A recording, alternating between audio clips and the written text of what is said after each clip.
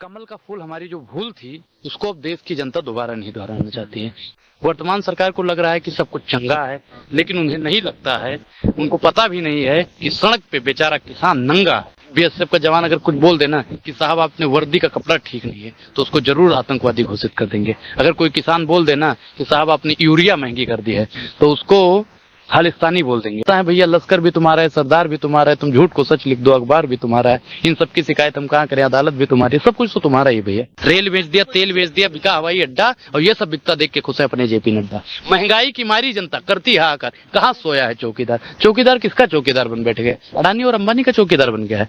RSS और BJP दोनों एक ही। बीजेपी का मतलब समझते हो आप?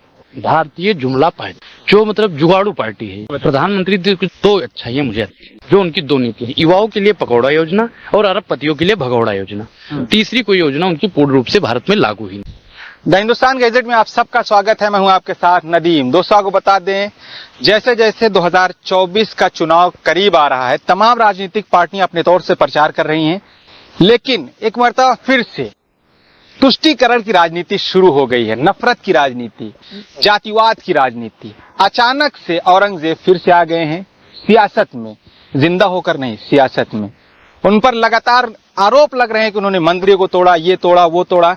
जिस वक्त बेरोजगारी, महंगाई की बात करनी चाहिए, उस वक्त औरंगजेब को सारा इल्जाम दिया जा रहा है कि जो कुछ भी गलत हुआ इस देश में, या तो नेहरू की वजह से या तो औरंगजेब की वजह से। हमारे साथ इस वक्त सबसे मशहूर और चर्चित चेहरा अनुराग ओझा मौजूद है। अनुराग, बहुत बहुत स्वागत है आपका। धन्यवाद। अनुराग, सबसे पहला हमारा सवाल ये है आपसे, 2024 का चुनाव आ रहा है, उसको कैसे देख रहे हैं? किन किन मुद्दों पर इलेक्शन होना चाहिए आपके साथ? देखिए, जो वास्तविक मुद्दा देश का है, महंगाई, बेरोजगारी, और मतलब आए दिन किसानों को पीटा जा रहा है सरकार के द्वारा या सरकार के प्रशासन के द्वारा, तो वही मेन मुद्दा होने वाला है। महंगाई और बेरोजगारी तो वास्तविक मुद्दा है जिससे सरकार कहीं ना कहीं परे हट रही है। वर्तमान सरकार को लग रहा है कि सब कुछ चंगा है, लेकिन उन्हें नहीं लगता है, उनको पता भी नहीं है कि सड़क पे बेचारा किसान नंगा है। बेटियों को मतलब आए दिन इन्हीं के लोग नोचने का काम करते हैं। ये सब सोचने का विषय। प्रधानमंत्री जी को एक सत्ता की इतनी भूख हो गई है कि उनको सामने कुछ दिखता नहीं, चाहे वो किसान हो, चाहे जवान हो, चाहे संविधान हो। उनको दिखती है तो कुर्सी, तब कुर्सी की लालच हो गई है। मोदी जी का तो नारा है ना, जय जवान, जय किसान, जय पहलवान। नहीं, देखिए, जय जवान, जय संविधान, जय किसान, जय पहलवान, जो उनका नारा है पूर्ण रूप से खोखला है। अगर वो जय जवान का नारा लगाते, तो अगर अभी कोई आर्मी का जवान ना या बीएसएफ का जवान अगर कुछ बोल देना कि साहब आपने वर्दी का कपड़ा ठीक नहीं है, तो उसको जरूर आतंकवादी घोषित कर देंगे। अगर कोई किसान बोल देना कि साहब आपने यूरिया महंगी कर दी है, तो उसको खालिस्तानी बोल देंगे। अगर कोई पहलवान, अभी देखा ही है आपने पहलवानों की क्या लीला सुने, पहलवानों की गाथा जो सुनाने लगेंगे तो पत्थर भी आंसू बहाने लगेंगे। प्रधानमंत्री जी के सामने ही बेटियां बोल रही हैं कि हमारा यौन शोषण हुआ है, लेकिन फिर भी प्रधानमंत्री जी खामोश है। प्रधानमंत्री जी उस पर एक ट्वीट नहीं कर पाते हैं। ये देश से बेईमानी करने का काम अगर कोई करता है तो हमारे प्रधानमंत्री नरेंद्र मोदी जी करते हैं। क्या लगता है 2024 मोदी जी ही प्रधानमंत्री बनेंगे? नहीं। आरएसएस का बयान आ रहा है। देखिए, मोदी जी के जो करिश्माई नेतृत्व है वो खतरे में। बिल्कुल। कमल का फूल हमारी जो भूल थी उसको अब देश की जनता दोबारा नहीं दोहराना चाहती है। देश की जनता चाहती है कि वो ऐसा इकलौता प्रधानमंत्री बने जो वाकई में गरीब जनता की आवाज उठा सके, वाकई में महिलाओं की आवाज उठा सके। लेकिन एक ऐसा प्रधानमंत्री बन गया है जो न महिलाओं की बात सुनता है, न किसानों की बात सुनता है तो अडानी जी की बात करता है, अंबानी जी की बात करता है, अपने नेताओं को। मोदी जी ने नारा तो दिया था ना कि जो हवाई चप्पल पहने उनको हवाई जहाज से। देखिए, मैंने क्या कहा कि उनका नारा था कि हवाई चप्पल पहनने वाले को हवाई जहाज में बैठेंगे। वो भी नारा उनका खोखला था। उन्होंने कहा $5 ट्रिलियन की अर्थव्यवस्था तैयार करेंगे। आप बता दीजिए कि कितने $1 ट्रिलियन की अर्थव्यवस्था तैयार हुई। उन्होंने कहा कि 2 करोड़ रोजगार हर साल देंगे। मैं प्रधानमंत्री जी को तब मानता जब वो कम से कम 9 साल में 2 करोड़ रोजगार देते थे। 9 साल में तो 18 करोड़ रोजगार होने चाहिए। प्रधानमंत्री जी ने कहा कि डीजल पेट्रोल की बढ़ती दामों को देख के गरीबों का कमर टूट रहा है और कांग्रेस की सरकार जो महंगाई की मान नहीं ले रही है।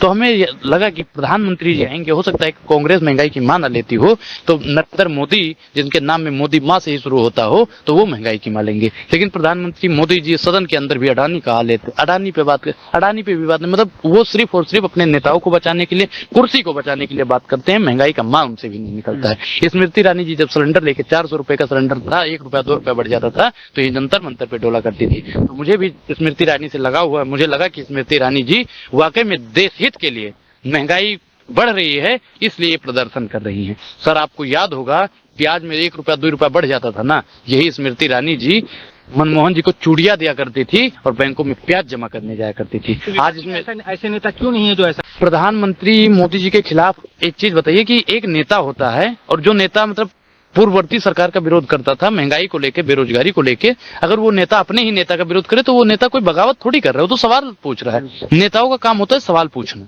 लेकिन उन्हीं के नेता हैं भैया, लश्कर भी तुम्हारा है, सरदार भी तुम्हारा है, तुम झूठ को सच लिख दो, अखबार भी तुम्हारा है, इन सब की शिकायत हम कहाँ करें, अदालत भी तुम्हारी है, सब कुछ तो तुम्हारा ही भैया। विश्व में भारत की पहचान हुई तो मोदी जी की वजह से, ऐसा आरएसएस बीजेपी वाले कहते हैं। एक चीज बताइए, हम अब कांग्रेस के बारे में आपको बताते हैं कि नेहरू जी ऐसे प्रधानमंत्री थे जिसे अमेरिका, रूस सब अपने अपने खेमे में लाना चाहते थे। हैं? प्रधानमंत्री मोदी की वजह से हमारी विदेशों में पहचान हुई है। हैं?